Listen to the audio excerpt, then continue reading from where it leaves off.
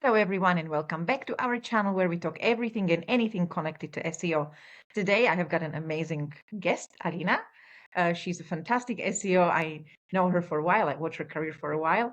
And she actually suggested an important topic that we have not covered, but absolutely should be most common SEO blockers. Why are you not succeeding in SEO? And we'll be talking mainly from the operator's side.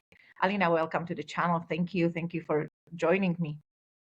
Thank you, Ivana, for this opportunity. I'm super grateful. I'm super excited and I'm super nervous because it's actually my first time participating in the podcast and speaking SEO publicly like this. I love speaking SEO and the experience stuff and so on, but it's first time like this.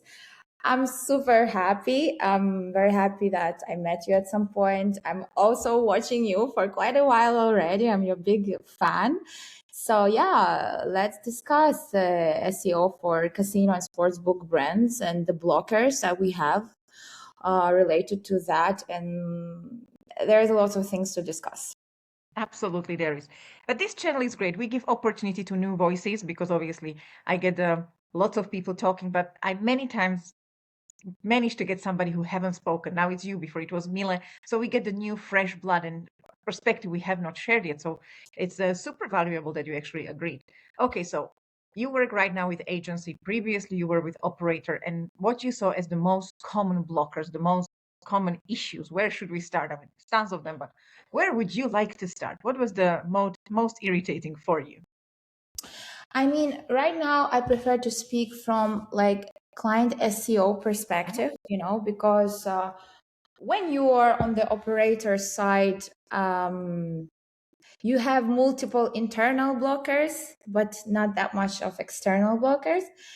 They're quite similar. Actually, they are related to technical side, they're related to on-page, even the communication inside the team. But today, let's focus mainly on, client SEO perspective. There are different angles how we can look at that. The biggest part of it is the technical SEO and the blockers related to it, and the readiness of the website and the platforms for scaling and growing. Now the cat is coming to the Yes, chat. Sarah is joining us. She loves podcasts. Yes, she's almost in every single one. So Of yeah, course. it's a podcast. If you see Sarah, we are good. So yes, it's a real one. Yes, technical is the first thing. On page, of course, it's another big thing. There can be covered a bit of the off-page issues that we also facing from time to time with our clients. The management expectations and work with the client, and this whole communication with the teams involved can be sometimes a huge blocker and can be quite a big pain in the ass. So yeah, these all are the things we can cover today. Right, let's go to the technical part. I think one huge thing is that people are not understanding how important is SEO. They don't see us as technical channel. They see us as marketing. So you turn something on and it works, and you turn it off and it doesn't work. It does not work like that for SEO. We are rooted to server. We are rooted to the code.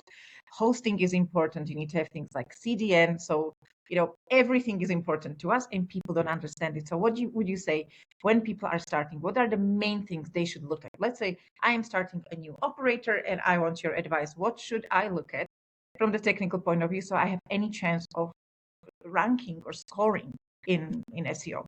So from the recent cases that we have so far, one of the biggest and significant issues is the JavaScript that involved, and how heavily they are relying on JavaScript when it comes to the architecture, when it comes to JavaScript rendering. So we had cases when like 97% of the website was blocked from the crawling. And of course, it couldn't be indexed. And of course, it didn't have any chances to rank.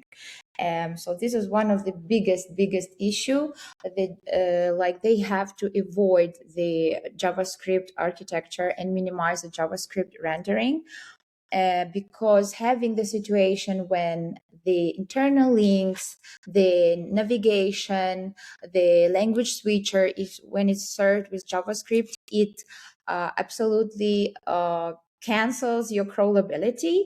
The website cannot be crawled, and if the website cannot be crawled by Googlebot, you don't have any chances to be indexed and to rank and to fight for any organic positions in SRP and so on. So it's like zero stage, you know, it comes to the zero stage about the preparation and everything. And another point that comes out of it, because you asked from the perspective what you have to think about before, right, is even before the technical part, is when you're choosing the service providers like content aggregators or sportsbook platform provider. It's very important for you to understand what would be the implementation, what would be the technical limitations related to that, and what you will get in the end, because we had the situation when our clients had duplicated URLs of all the games, and they had mobile versions of URLs and desktop version of URLs, and they didn't have any possibility to choose canonical, so they both were canonicalized. So the website ended up not having these URLs in the index because Google considers them as duplicates. So it's very like basic stuff, but it happens like very, very often. So checking the whole technical setup with the service providers is like very, very important and affects the whole effort we all do together after that. And all the budget spendings, all the promotions, all the stars getting involved, all the teams getting involved, they are kind of wasting all these resources and time, because originally from how to say, initially there was made a bad choice of the service providers who were not who didn't provide the SEO friendly platforms, like flexible platforms. They didn't provide a proper flexible CMS and so on, which cannot be managed by the SEOs and so on. So these are very, very important, biggest things, and the things that result in huge obstacles for the SEO, organic growth and scaling. The next would be, if we speak about technical stuff, what else? Here, actually, I would like to jump in. I really agree that choosing the correct platform is everything, because you get a platform that doesn't allow you to create internal pages, for example, because everything is on hashbank or parameters. Now, what you do with it in SEO? Nothing. You end up with 1 or 2 pages you can work with. Or you choose a platform that, as you said, cannot canonicalize. Yes, And exactly. it keeps or platform that keeps creating somehow actively pages on its own, and you cannot do anything with it. You cannot clean it up. Or platform that doesn't allow you to work with it because there is no CMS system to access it. So I think a first massive point is check the platforms and talk to your SEO team or your SEO advisor consultant to see if the platform is going to help you, or if not, don't even bother with SEO. Choose an SEO friendly platform and then add SEO. But absolutely, this is a massive thing, and people don't understand it. They just think because we have all these solutions, the, what do you call them? White hat solution, whatever. Is it white hat solutions? You know what I mean? And Yeah. you just switch on a platform and tada, you have a website, and you do. And I was contacted by a potential client, and they don't even rank for their own branded name because the platform cannot be indexed. Nothing on their website is indexed, none of the pages. So they are like trying to do SEO, and I was looking, I'm like, no, like this is not ever going to work if you cannot index pages. Not going to work. So that is a fantastic point you made. Yeah, so from the technical part, I think the biggest thing is to really look at the setting of the platforms. How would You you know, overcome it if you have, yeah, I wanted to add that most of the projects are yeah, multilingual, so they are targeting multiple locations. So localization is also something that should be considered from the very beginning, and it comes to the resources that the client is ready to invest. And I don't speak only about the money, I speak about the team resources, time resources, about their whole approach with the promotions and bonuses and so on, because it also heavily has a heavy input in the localization. And from technical point of view, it's the hreflangs, because being not able to have a dynamic automatic hreflangs for each page, which I recently faced in my like one of my current project, it was huge problem, because eventually we ended up having a root domain ranking instead of all the local versions, Mm-hmm. and the amount of ranking started to decrease, and the whole trend is very scary right now. And I'm trying to fix the situation in different ways, for example adding a manual sitemap with hreflang sitemap, but it's a very like weak signal for Google, and it might take it, it might not. So having hreflang thinking in advance, which is the part of localization, I would also advise to think about this before. And it also comes with another thing, which relates to the marketing in general and digital marketing, which is thinking before: who are your target audience? Who are your markets? Which are your markets, right? And which channels you are going to work with. Okay, it's affiliate channels, it's like social media, it's SEO, and all these channels should be aligned. And if the clients which we are talking about and which we love so much and want to help them so much, if they would think in advance, okay, these are our key marketing channels, these channels should be aligned. We have to understand that SEO is important for us. So what we're gonna do, how we're gonna organize our SEO, how we're gonna organize the whole website and the whole thing. And maybe they should involve us even before on this preparation stage. They would really benefit a lot, and they would save a lot of money and time with that, because we wouldn't have to fix all these issues that we have as a result of problematic JavaScript, problems with canonicals, hreflangs, and the platform non being SEO friendly, and so on. But we would focus on scaling and growing these projects.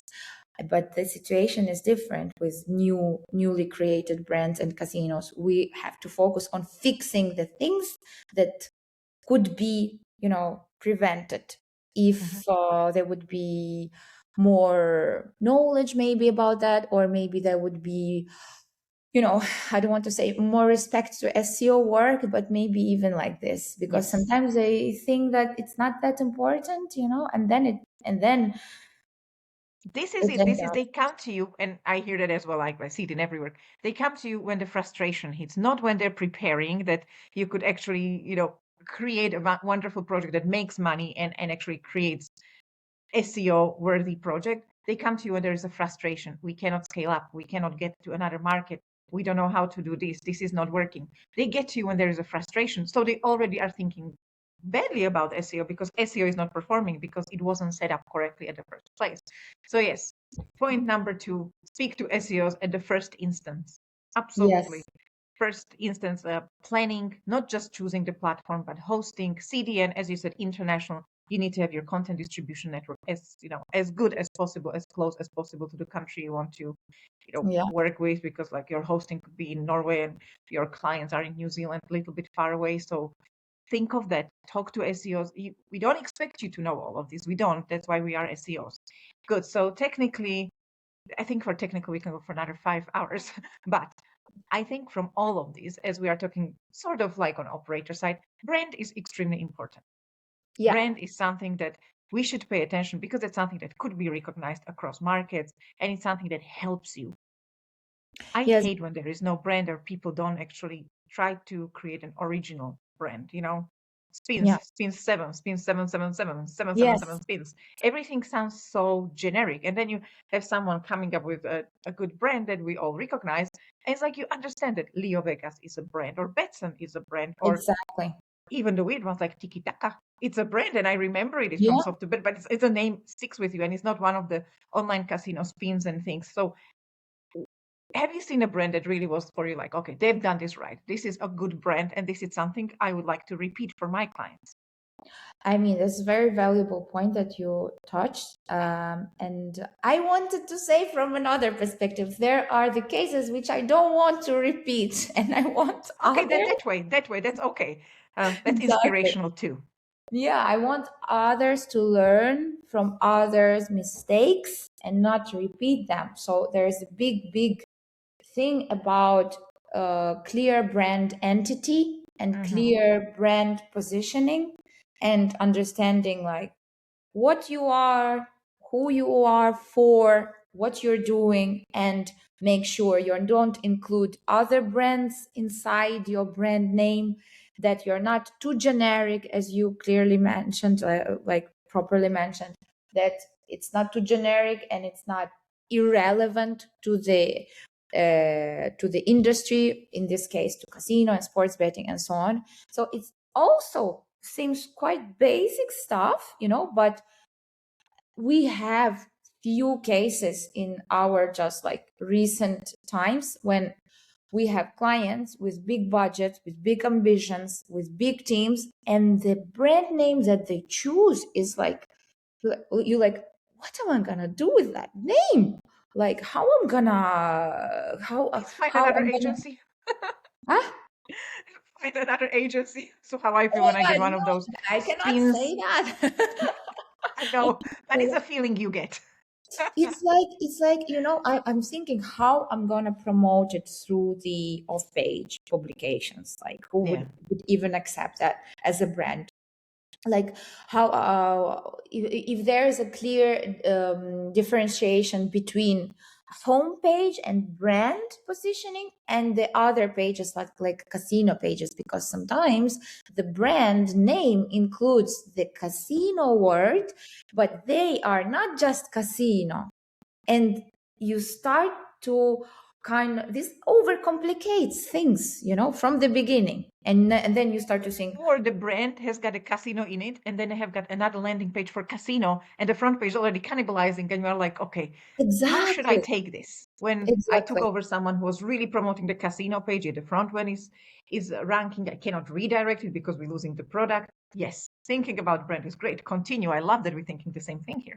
Yes, the branding and strategy is also very important. It affects our job like regularly, and it's very shocking that we still have to explain these kind of things, and but we cannot even do anything about it because it's already done.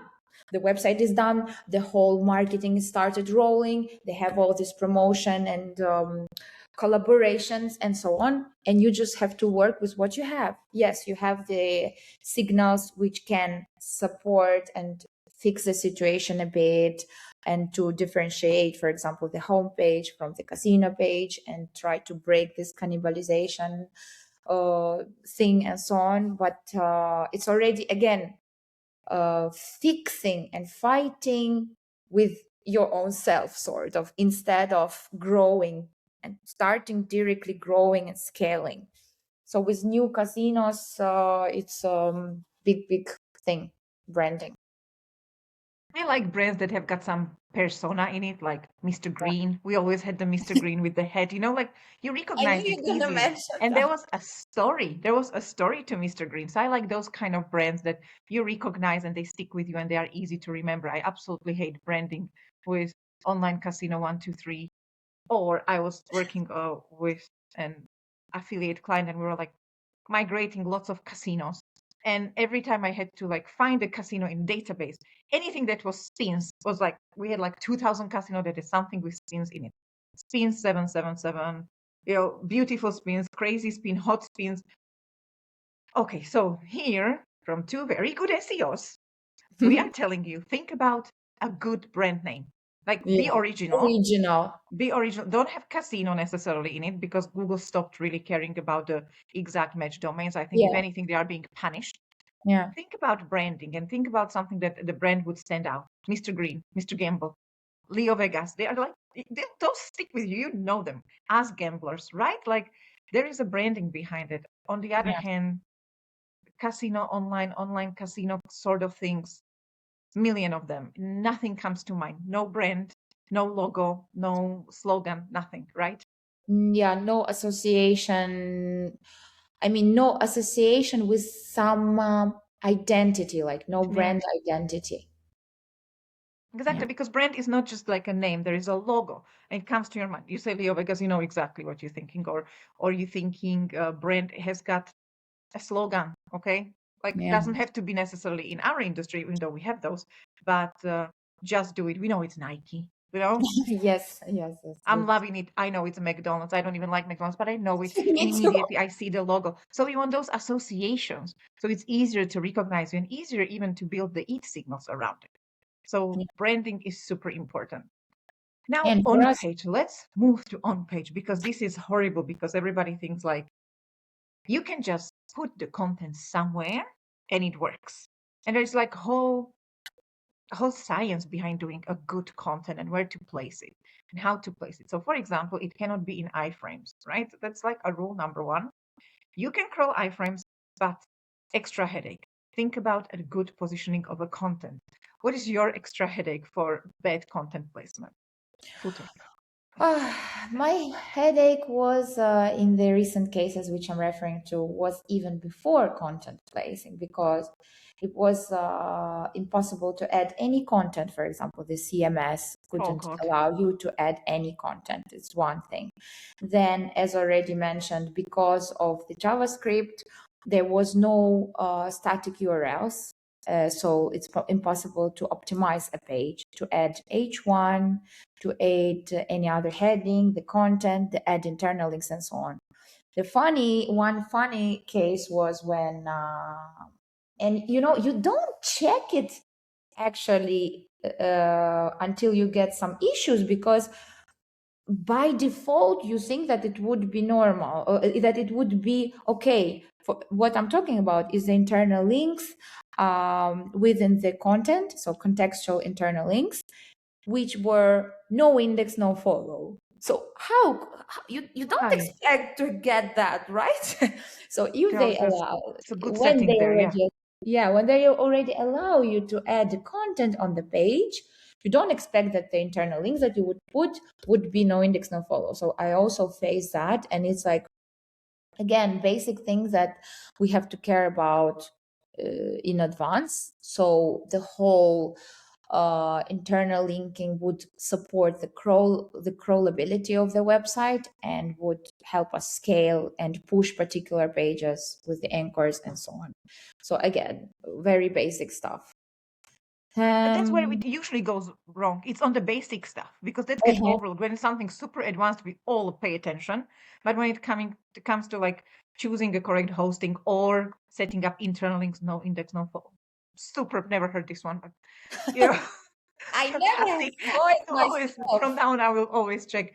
Or not allowing you to add content or adding it into a place that cannot be crawled, like behind logging because the game needs you to log into place the game. Pointless to buy content for it, right? So just no, just those complete basics are always the biggest issue. Because the Yeah, advanced things, everybody think of it. But yeah, pay attention to the basics. So yeah, on page, it's a headache, but it comes with the technical setup as well. yeah. And localization again. Speaking of localization, Oh, yeah. um, like with one cases we were facing the situation when English language variations didn't rank. They didn't rank.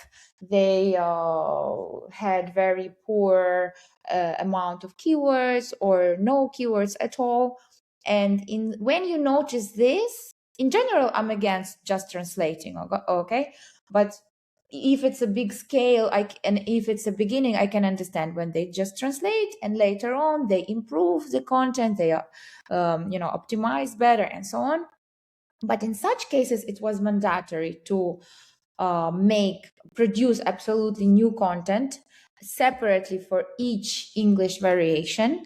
And only then we started to see the improvements with the rankings and so on. So each version would be taken like separately from another one and would dominate in the location which is aiming for, right? So this is also the thing that can have to be sought in advance because you have to have resources for that. You have to have expert writers, native speakers, and so on, which also one of the basic things, but we face it all the time with the casino and sports betting brands. Absolutely. And as you said previously, href links. I mean, there is now a very modern trend. I feel like there is a troll going around saying, remove href links, somebody giving you very bad advice. Keep href links, work with them. Okay, just simple as that. You want to target Germany, target Germany. Don't just leave Yeah, it out there. yeah, So yeah, localization is still very important from the technical part, such as href links or proper IP localization to CDNs, to links, which brings us to off-page. Your yeah. biggest headaches for off-page or best advice you can give us. Yeah, but when it comes to the off page and localization, I would recommend to make sure that that you start to work with the agency or anyone who has resources and can provide you proper like local off page activity. And so you have to know in advance which local markets you want to reach out to, and your provider has to have these markets in their database. It sounds like okay, it's easy to find, but it's not that easy to find when you are working in the casino gambling industry. If you need Italian, German, French, I don't know, Belgium, Denmark websites at the same time, and if it's like a very massive campaign for 6 8 months, so you have to provide big amount of authoritative websites, local with the local TLDs, with local languages, with relevant and who accept gambling backlinks and so on. So it also has to be prepared and thought in advance. And also when we get clients like new brands, casino and sports betting, we face same things. We notice same things when we analyze the backlink profile, that there's a lack of hygiene. You know how they call it, of backlink hygiene, when they have a lot of spammy, irrelevant backlinks from low quality domains and so on, when no one cares about relevancy between the anchors and landing pages. So there are mixed signals which result in the cannibalization stuff and so on. So also quite basic things, but when we have these kind of clients, we make detailed checks. We clean up first. Because even they are new, they were like created 5 months ago. They already have enough of spammy backlinks, low DR domains, irrelevant anchors. So you already have to do some stuff before starting to scale and build proper backlink profile. I think this comes as well from the belief that we don't have to disavow anymore because Google takes care of it. Google doesn't. Okay, Yeah, if there is a lots and lots and lots of bad links, Google doesn't really clean up for you. There are links they will not count, but when you go to Google Search Console, you will still see lots of links that they recognize and count, even though they might not be the best, or the anchors are spammy or over optimized. And what I see lately is a lot of user-generated content links, lots of comments, and this can be easily used as spam or an attack. You can suddenly have 200,000 of them in a day. You use something like X rumor to create all those spammy links, and it just takes you down. So cleanup, as you said, yeah, hygiene. Hygiene is something that we have to think about. And I really hate, and I see it in lots of SEOs, oh, we don't have to do disavow anymore. And this is why the link attacks are back, because the attackers know you stop disavowing. So hygiene, we are going back to what we were before 2016. Yes, Sarah, I'll rename it Sarah's podcast. Oh, she loves the camera. So yeah, you need to keep it clean. Just like you need to still do research for your content. You just cannot just put content there. You still need to plan it, as you said. You still need to do keyword research. You still need to plan it locally. Same goes for links. So wow, I think we covered extremely a lot, from thinking about all of yeah. the setup to going through the technical setup to on page, off page, and branding. Any last words, anything we've forgotten to cover, or something that you think it's extremely important to mention? Because obviously this is an educational channel and I want people to listen to this and come up with like one idea that's going to help them tomorrow. So what is it for you? I would just add about disavowing, and then I will answer your last question. Yes. Um, I've noticed from my practice with my current clients that the smaller the brand, let's say, so the weaker the brand, if it's a new website, it doesn't have much authority, it's not, it's very young and so on, the spammy backlinks, you feel the negative, um, how you say, the negative impact directly. You feel it. When it's a big brand, very old, it has a huge amount of good quality backlinks, huge amount of authority, huge amount of good PR, and so on and so forth.